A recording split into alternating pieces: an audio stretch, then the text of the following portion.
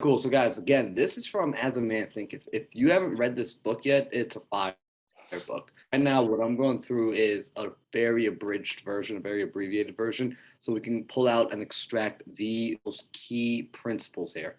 So, yesterday, as we were reading through, we finished off with that thought of the acorn, right? How there's a massive oak tree inside of this tiny little acorn, right? So, inside the acorn, it's a dream of an oak tree. However, we realized the oak could only come out when the acorn was placed in the proper environment. It needed soil, it needs water, it needs sunshine. So just like us, we need to make sure when we decide what we want to be, right? When you pick that end vision of where you're going, you need to then plant yourself in the proper environment. So here it is. Your circumstance may be uncongenial, but they shall not long remain. So if you but perceive an ideal and strive to reach it, you cannot travel within and stand still without. Here is a youth hard pressed by poverty and labor, confined long hours in an unhealthy workshop, unschooled and lacking all arts refinement. But he dreams of better things. He thinks of intelligence, of refinement, of grace and beauty. He conceives of, mentally, builds up an ideal condition of life. The vision of a wider liberty and a larger scope take possession of him. Unrest urge him to action, and he utilizes all of his spare time and means, small though they are, to the development of his latent powers and resources. Very soon, so altered has his mind become that the workshop can no longer hold him. It has become so out of harmony with his mentality that it falls out of his life as a garment is cast aside. And with the growth of opportunities which fit the scope of his expanding power, he passes out of it forever. Years later, we see this youth as a full grown man. We find him a master of certain forces of the mind, which he wields with worldwide influence and almost unequaled power. In his hands, he holds the cords of a gigantic responsibility. He speaks, and lo, lives are changed. Men and women hang up upon his words and remold their character, and sun-like he becomes fixed and luminous center around which innumerable destinies resolve. He has realized the vision of his youth. He has become one with his ideal. So, in that quick little story, what did you guys hear?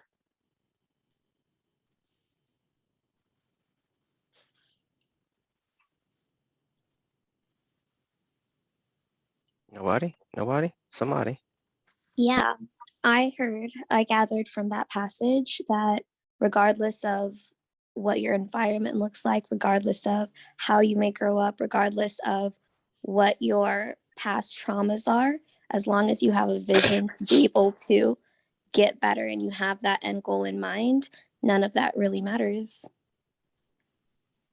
I love it. That so spot on, right? Because in this story, we're listening about a young boy, right? This poor young lad that has nothing, right? They say it like he's in poverty. The youth is hard pressed by poverty and labor, and he's confined to long hours in an unhealthy workshop, right? He's a little factory worker, right? But because he has that love says, because in his mind is uncaged. He has a dream of something bigger, intelligence, refinement, grace, and beauty. He conceives that his mind will create this conditional life, this unconditional life where everything he has is there.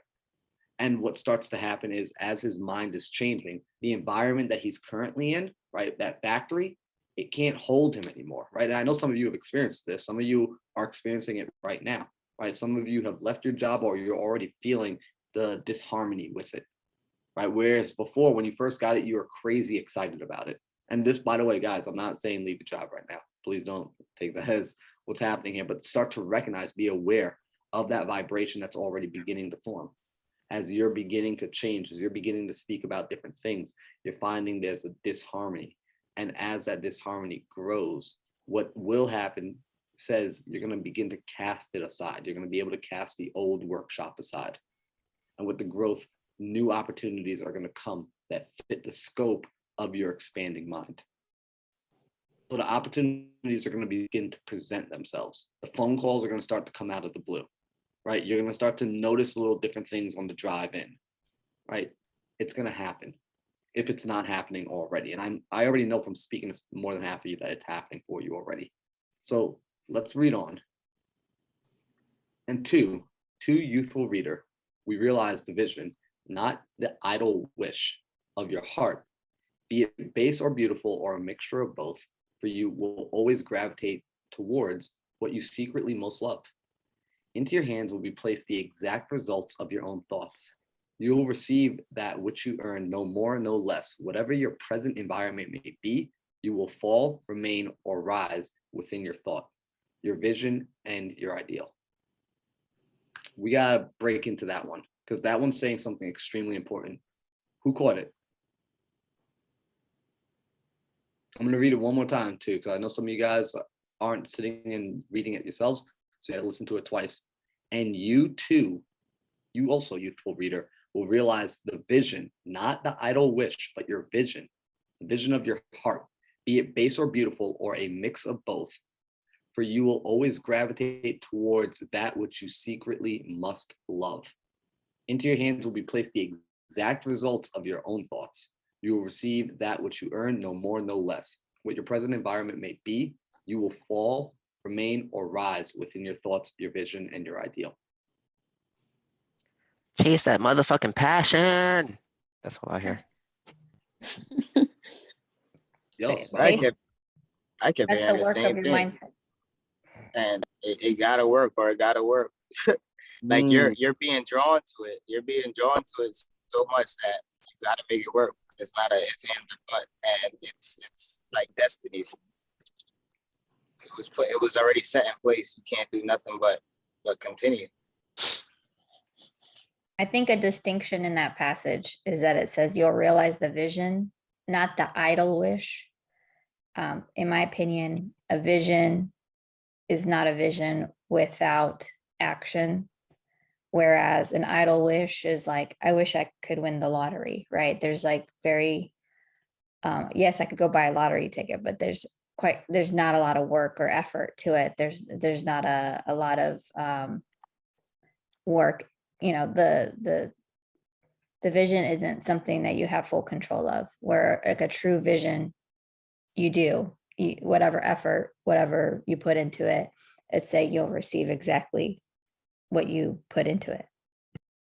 You're spot on. Right. And I like that you came and you took that emphasis and you see that the idle wish, we all have idle wishes, right? It'd be nice if, right, the difference between idle wishes and those visions, you'll be okay if you don't get your idle wish. It might bum you out, but it's not going to kill you. It's not going to make you upset, right? You would live with it. You would live without it. Your vision, however, that's the thing you refuse to live with. You're just like, no, like you keep coming back to it, right? It's in your heart. It's in your mind. Like when you're laying down in bed, it bugs you. If you're the idle wish, out of sight, out of mind, right? And here's one of my favorite parts about when I read this. Personally, when I see this, it says to me, it does two things. It says, yo, if you don't like what's happening in your life, well, guess what? You're the one that asked for it. Because it says, into your hands will be placed the exact results of your own thoughts. Right? In other words, everything I have right now, whether it's good or bad, I picked this. I chose this. I brought this into existence. Now, I hate that because it means, damn, like, I'm not where I want to be. I put myself there. I love that because it means if I want to get where I want to go, I can put myself there. So it's a double-edged sword. Yeah, And Marlon, I agree. Oh, go ahead, Tevin. No, go ahead. No, it's go like ahead. There's no judgment, like you said, Marlon. Like if your life is good or you're content with where you are, that's a result of your thoughts. And if you're not, it's still a result of your thoughts. So whether you realize that or not, it's still gonna be the reality. Like that's still the law, the truth, the law of nature that our thoughts have power. And so it's like the sooner we are aware of that and realize that, the quicker we can accomplish our goals and like change the way that our lives are going. Amen. Amen. And at the end there was you read something that was like very could you read back the passage at the end? It was something, it was like once you make it there, whether it be detrimental or something. I forgot what exactly it Yep, said. yep. Yeah, I'll read it. So it says, into your hand will be placed the exact results of your own thoughts. You will receive that which you earn, no more, no less. Whatever your present environment may be, you will fall, remain, or rise with your thoughts, your vision, your ideal. Yeah, that resonated with me. That for sure resonated with me. Because no matter what I'm doing, it just has to work. And I'm the only determining factor in my vision and whether it comes through or not. There isn't any outside tangible sources that can cause this to not work. It's me. So that really sat with me. Mm. And I want to add to that too with what Nina stated. And Nina, by the way, you are so beautiful. I just want to let you know that. But basically, the more you're aware of this as well, like the more people you come across are like family and friends. Like I think that's what kind of makes you lean towards people you're in alignment with, because once you have that awareness of you are your thoughts, everything that's happening to you is a result of your thinking, as a result of your actions, you start to look at everything like that. So when people are kind of coming to you and they're coming kind of with the same situation, right, of like, dang, I'm in this pit stop again, or I'm in this low place again, it's like, but what are you thinking, right? If you know the people that you grew up with and you kind of see their habits, or you see their mindset, it's like you're in a hard place of wanting to be there for them, but yet understanding like, okay, you are a result of your thoughts. Everything that's happening to you essentially is based on how you think. So that's yeah, that's what I wanted to add to that. Good Guys, I morning, love that. guys. Good morning. What I'm getting from this is, yeah, I see, and I hear all the what's actually written on the paper, but what I'm not, what I, the other part of it is the urgency to clean up your subconscious mind, because that means you're creating unknowingly, and that's the part for me that's scary. Conscious forced manifestation, you do that deliberately, so you know what's coming, but that subconscious thinking or actions that are attached to the subconscious, which is generally, well, at least for me, not always what you want to see manifested in your life.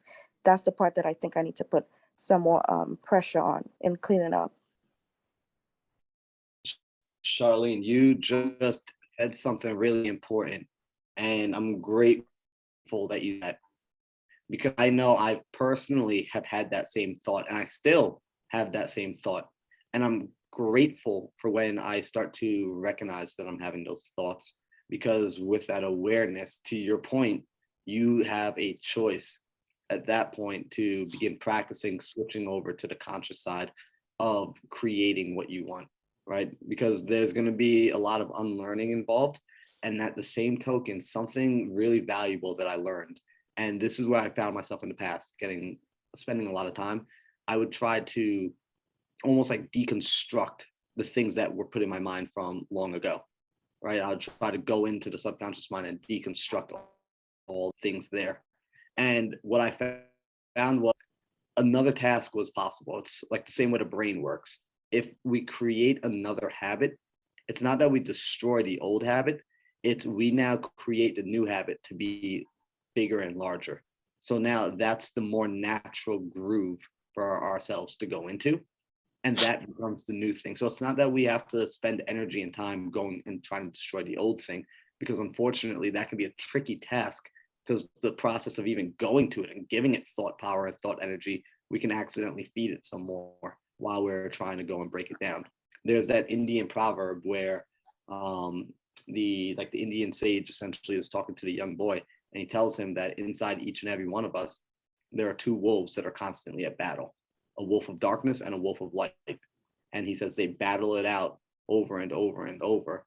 And eventually one overtakes the other. And the young boy says, well, which one wins? You know what he says? He says to the young boy, whichever one you feed. Mhm. So Charlene, thank you for bringing that up. So let's keep going through here, right? Because there's a little bit more that we want to break down. You will become as small as your controlling desire, as great as your dominant aspiration. In the beautiful words of Staton Kirkham Davis, you may be keeping accounts, and presently you shall walk out of the door that for so long has seemed to you the barrier of your ideals, and shall find yourself before an audience, the pen still behind your ear, the ink stains on your finger, and there shall pour.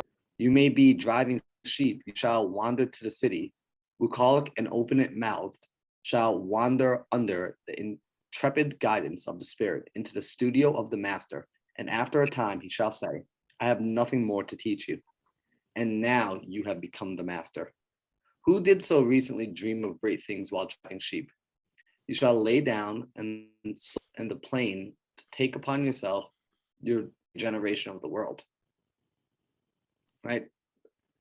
The thoughtless, the ignorant, and the indolent, seeing only the apparent effects of things and not the things themselves, talk of luck, of fortune, of chance. Seeing a man grow, they say, how lucky he is. Observing another become intellectual, they exclaim, how highly favored he is.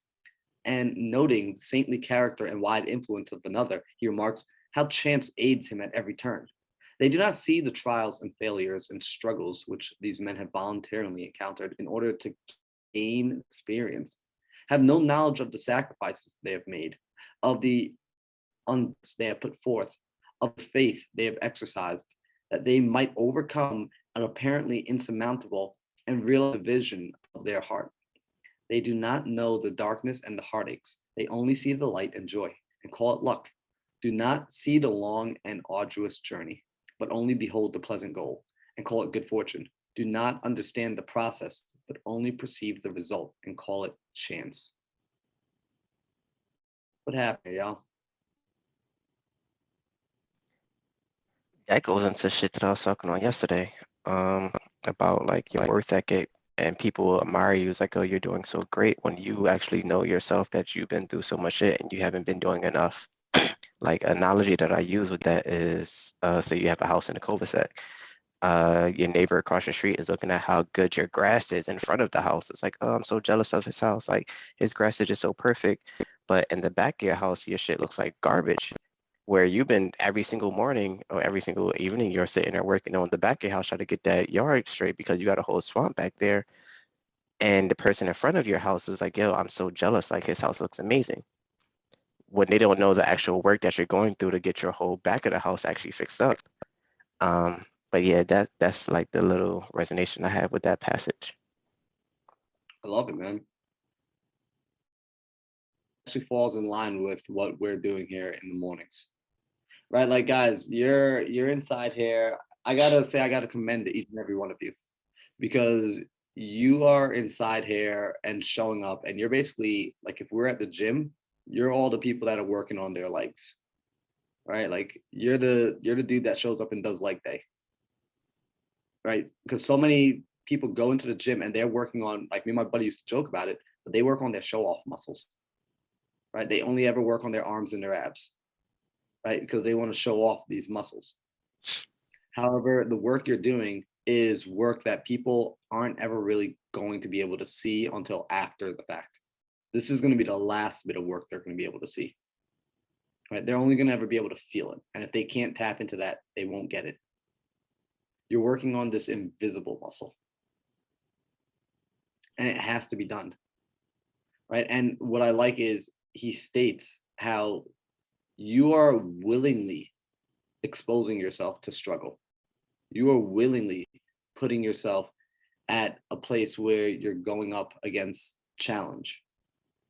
You're willingly stepping into sacrifice, as you must. You're volunteering for it. No one's like, that's one of the hardest parts. No one's holding a gun to you. Right? Just as easy as it is to raise your hand and to volunteer, it's also easy to keep your hand down and to never step up. And it's a choice. I think all of you know this. It's not a one-time choice. Every morning when you get out of bed, you have to choose again. Tomorrow, you're going to have to choose again. After that, you're going to have to choose again. It won't be luck. It won't be chance, right? However, it's a choice. So if we keep reading, in all human affairs, there are efforts and there are results. And the strength of the effort is measured of the result. Chance is not. Gifts, powers, material, intellectual, and spiritual possessions are the fruits of effort. They are thoughts completed, objects accomplished, visions realized. Let's read that sentence one more time, because it really, listen carefully and start to see how it relates. Human affairs, there are efforts and there are results. And the strength of the effort is the measure of the result. Chance is not. Gifts, powers, material, intellectual, and spiritual possession are the fruits of effort. They are thought completed, objects accomplished, vision realized. What's really powerful here, if you see that he calls it, right? That brings us back to our analogy of the seed, right? You figure out what you want, that effort, you plant that seed, right? Seeds don't grow and create fruits immediately. All seeds have a period of gestation, right? They all require that you stay committed throughout whatever length of time that is. Now, we don't always know what the length of time is. Certain things in this universe we do, other things we don't. So the key formula is you've got to plant that seed and you've got to water it and watch it for how long? Someone give me that answer. How long do you need to water and watch your seed before it produces fruit? A month? I don't know. I love it. Like 30 days. Until it starts producing fruit. Boom. Until let me get. So that's the answer right there. Until. Right? We keep watering, we keep thinking about it, we keep moving towards it until it produces the fruit. Right? So that is the goal there. Right? And as we start to do this, as we start to produce the fruit, right, we start to cultivate the faith, we start to get better at this manifesting, we're going to start to realize that, all right, cool, we know how to manifest. Like we're gaining the core power. We're gaining that core power of creation. From there, we can actually go on and do more. So we're almost done here. Let's wrap it up with this last sentence. The vision that you glorify in your mind, the ideal that you enthrone in your heart, this will build your life. This you will become. The vision that you glorify in your mind, right? And notice it says that you glorify in your mind. Yeah, it's not like some universal vision. It's not a universal truth out there that says you have to be this. It's whatever you pick in your mind. Little kids watch rap videos and decide they want to be a rapper. Little kid sees somebody playing basketball, decide they want to be a basketball player. Little kid sees that dad is in the army. That little kid grows up his whole life saying, I want to be in the army. Little girl sees that her favorite pop star is traveling around the world, so she wants to travel around the world. Whatever vision we glorify, right? We see things, and for whatever reason, not bad or good, we glorify certain things. Whatever we glorify and hold in our mind, that ideal is going to enthrone in my heart. And remember what we said. Yes, aren't referring to the thing beating in your chest. When they refer to the heart, they refer to the subconscious. That's actually what they refer to it as. The subconscious mind back then, they refer to it as the heart.